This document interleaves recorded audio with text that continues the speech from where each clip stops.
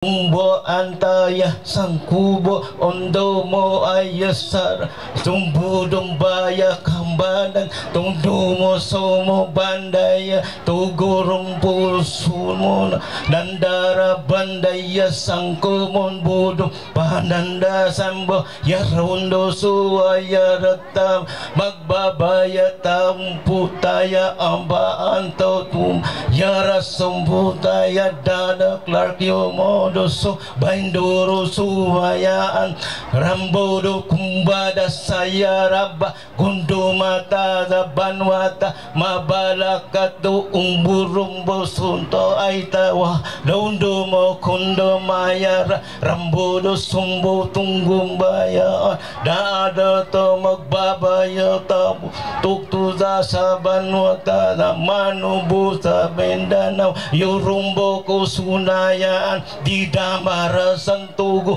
gumbo bungo samba antara ya au yo wa hando ayo maayar ando yo mo aya ando amo yo ondo moso ayo ungu mota ya rombo sambada dayoro kombo sunda tangong kumputu aitaya yuyu so ambo yo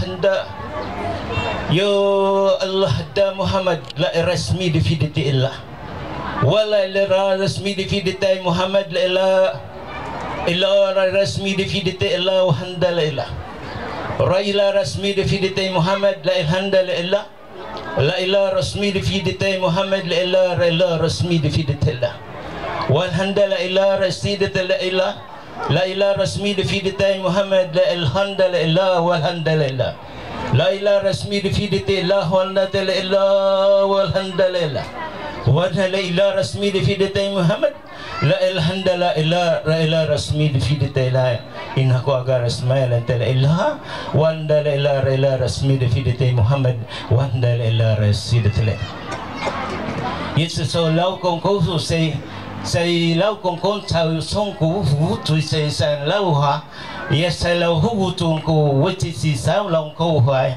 yes say lau tung ku to yes san ko hu chai ya hong ho la chao kong ku tu sin chao lo ya chao ku tung chao vi say sa lau kong ku hu to sin chao lau hong kwa yes say song ku hậu tuần sau lâu còn chỉ sử dụng câu hỏi, vậy sao lâu còn câu hữu chủ câu hậu chỉ sản sau lâu câu sau hữu chỉ sau khu hữu thảo sinh sau câu là chỉ sau hữu thùng câu hữu tuổi chỉ sau lâu thòng câu hậu tuổi sau lâu tuổi sản sản câu nerakutu sau ya masita rakono morosini narakutu sau noru musini rakono koromasa raisa kokono toromosi se rakono ramo kono si de teraga se na koratu daga das guda magada gada mogo de magada gada gasa gada godo mogo de gada gadu mogo de gada ramo godo smo da bigi de gada sa gado godo mosi de gada godo ma daga dos mo de fi de gada gado do na marabara gasa de te godo madaba dasa no godo me ya daga daga do ya yes godo mo de yes gada. Gracias Ama, gracias Anak, gracias Espíritu Santo. Elohim, Elohim, Elohim. Elohim, Elohim, Elohim, Elohim. Rosmo de Firas, gracias de Rosmo de Firas, gracias.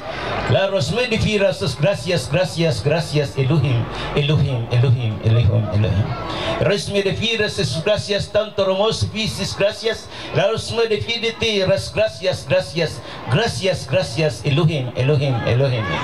Ya Rosmo de Firas. Ya moroso dia da ya rosomo dia Yahweh re ya da ya rosomo dia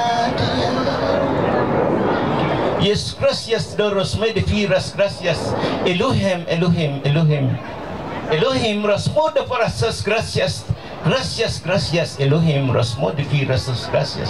Rosmodaprasan Daragosi, gracias, tanto Rosmodifiras, gracias. Rosmodapandaras, gracias, Elohim, Elohim, Elohim, Elohim, Rosmodifiras, gracias. Waras dataro, gracias, tanto Rosmodifiras, gracias. Waras, gracias, gracias, gracias. Runes Paraparas, gracias, Tauros Modifiras, gracias. Doros Modaforos, gracias, gracias, gracias. Gracias, gracias. Gracias Ama, gracias Anak, gracias Espiritu Santo. Elohim, Elohim, Elohim, Elohim. Salamat at magandang umaga po sa lahat. Salamat po din sa mga ating mga chieftain, lalo na kay Mambing, sa kanyang father, ating kapatid na Robert Serrano, sa lahat po ng mga tribo dito, sa paraan na ginagawa nyo na makilala yung karapatan nating tribo. Dahil po, ang kultura po natin ang hahanapin ng buong daigdig. Dahil bumalik po si Kristo, hindi tao. Bumalik po si Muhammad, hindi tao. Bumalik din po si Buddha, hindi tao. Kundi bumalik si ang Panginoong Hesukristo natin na batas, the Ipralo, the Republic Act 8371. The only country na kumilala ang konstitusyon natin sa natural law, which is the custom and tradition natin Pilipino. Kasi kung bumalik si Kristo, maraming magagalit na Muslim. Kung bumalik si Muhammad, maraming magagalit na Kristiyanos. Kung bumalik si Buddha, maraming magagalit na Muslim at saka Kristiyanos. Kundi ang bumalik sa bansa natin, Republic Act 8371 o Ipralo of 1997, this is the law that address the rights of the indigenous people. The indigenous people is a practicing of customary law, which is the natural law, the sovereign rights to inherent rights. The inherent rights is the divine intervention of God to the promised land, the Mindanao or the Philippines. Ito ang hahanapin ng lahat ng bansa. Dahil ang ating mga apo noong ng panahon hindi na mamatay. Dahil sumusunod pa sila sa batas ng Panginoong Diyos. Noong sumalungat ang tao sa batas ng Panginoong Diyos, kaya namamatay ngayon ang tao. Because we don't understand anymore the custom and tradition o the natural law. Ang tribo lang ang nakakipag-usap sa inang kalikasan, the natural law. Hanggang ngayon, we have the ritual. Kasi bakit po tayo nagre-ritual ngayon ng baboy, ng hayop? Kasi ang ugali ng tao, hayop na. Lumalaban na tayo sa magulang natin, lumalaban natin sa gobyerno natin. Kahit anong sama ng gobyerno natin ito. Kahit anong sama ng magulang natin ito. Dati akong aktivista sa Davao City. Tumakas ako 1971 sa Manila. Nagtrabaho ko sa Malacanang. Kasi pa namatay yung 18 na kasama ko. Wala pang NPA noong araw. Ang tinuturo sa amin, masama ang gobyerno, masama ang magulang. Baliktad ngayon, nasa tribo ako. Mabuti pala ang gobyerno, mabuti ang ating magulang. Dahil hindi tayo maging tao kung wala ang magulang natin. Di po ba? But this traditional belief or customary law is practiced by our ancestors since time immemorial. Noong nagkasala, sumalungat ang tao sa Diyos, naging baboy, naging hayop, naging ibon, naging isda ang tao. Kaya ngayon ang ugali natin, hayop na. Kaya ang tribo, tuloy-tuloy ang ritual ng hayop para hindi tao ang kukunin. Yung namatay sa droga, namatay sa mga gira sa NPA, namatay sa busaya, o patayan ng mga bandido, o sa politika, trabaho yan ng masamang espiritu. Kasi nawala, nasumpa na tayo. We are cursed, kaya patayan tayo ng patayan. Ngayon, dahil may batas na, may ipralo na, ipaintindi natin ang customary law. Pagka nalaman natin ang customary law, malalaman mo ngayon kung sino ang Panginoon mo. Dahil ang Panginoon natin ay pag-ibig.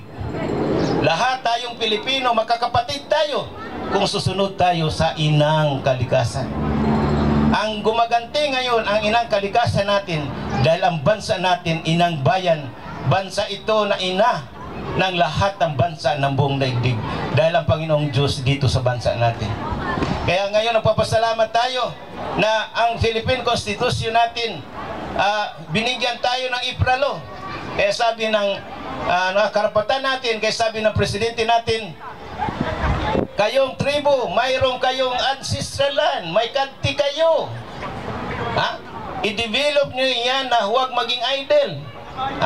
By yourself alone, not by politika, not by religion, not by Abu Sayyaf, not by NPA, not by American, not by foreigner, but we will develop our ancestral land by ourselves. Because the government is willing to help. Basta gagawin lang natin legally with our constitutional rights within ancestral land. Because the government can legislate funding to us dahil may sarili tayong batas. Kaya nga i-develop natin ito, pero this will be addressed by our constitutional rights within ancestral land. Kaya ito pinapaliwanag natin kasi hindi pwede ipaliwanag ng tao na hindi in-authority. Hindi yung ibang batas na kahit hindi in authority, pwede magpaliwanag. Pero dito sa customary law, pagka napaliwanag ka na hindi ka in authority, you will be subject for curse. Magkasala ka, mamatay ka. Ganon katindi itong pagpaliwanag natin. Kaya ngayon mga kapatid, kung hindi man ibang Christian nandito, kahit nga mga kapatid natin, mga katutubo, na hindi pa rin naintindihan, walang problema ang relihiyon natin, kahit ano pang relihiyon mo, basta maka-Diyos yan. Kasi the tribe can't decision without the divine intervention. Ang tribo sa Mindanao, hindi kami maka-decision kung walang divine intervention. Hindi nagde-decision kami kasi naniwala kami taga-Bato, taga-Baliti, taga-Lupa o taga-outer space. Hindi. We need a divine intervention para maresolba ang problema ng bansa natin at ng buong daigdig. Panginoon lang ang makakatulong sa atin. Yan ang tandaan natin. Hindi porke nag-ritual tayo, naniniwala na tayo ng mga taga-Bato, taga-Baliti o mga hayop. Only Christ. We need a justice for Christ. Kasi maraming Kristiyanos na injustices ang ginagawa. Yan ang tandaan natin. Maraming Muslim na injustices ang ginagawa nila sa daigdig. Maraming mga Buddhist na marami ding injustices ginawa nila. And this is not for God. Justice is for God. No justice, no God for this earth, this country. Kaya po yan sinasabi ko ngayon sa atin. Magkapatid tayo lahat. Sa tribo ngayon tayong lahat, Christian, Muslim, katutubo, o lumad, or nitibo, foreigner, o si foreigner, wala pa tayong kasalanan. Kasi ngayon ipapaintindi na ang customary law in pursuant of Republic Act 8371. Ngayon pa lang ipaintindi ang batas. Kaya huwag tayo magagalit sa NPA, huwag tayo magagalit sa mga politiko, huwag tayo magagalit sa mga pulis o military o Abu Sayyaf o sino mang Pilipino, kasi nagpapatayan tayo pareho tayo Pilipino. But IPRA law is justice to our country. Magsimula muna natin ng hustisya sa bansa natin bago tayo magbigay ng hustisya sa ibang bansa, kasi incoming teacher tayo ng custom and tradition sa buong daigdig. Yan po, salamat sa oportunidad na pinagagalob nyo sa akin, lalo na sa ating city mayor dito, na ang laki kahapon nag-usap kami, na sabi niya, kung ganyan go, magtulungan tayo. Sabi niya sa palakpakan natin ang ating mahal na mayor, at saka sa Mambing, sa pamilya nila, sa ating chieftain, kay Sir Robert, sa lahat sa inyo dito, mga chieftain ng dito. Patawarin lang nyo ko, hindi ko mga pangalan, ha? Ang akin lang as a governor, ini-inform ko lang kayo sa rights nyo, na magising na kayo sa karapatan nyo, dahil kayo ang may karapatan dito sa ancestral land nyo, hindi ako. Hindi ako pwede maka-usurp sa jurisdiction na yun. Nandito po ako as Governor General just to inform you and inform the Philippine government. The lapses of IPRA law is a criminal act. Sinulatan ko na si Presidente Duterte yan.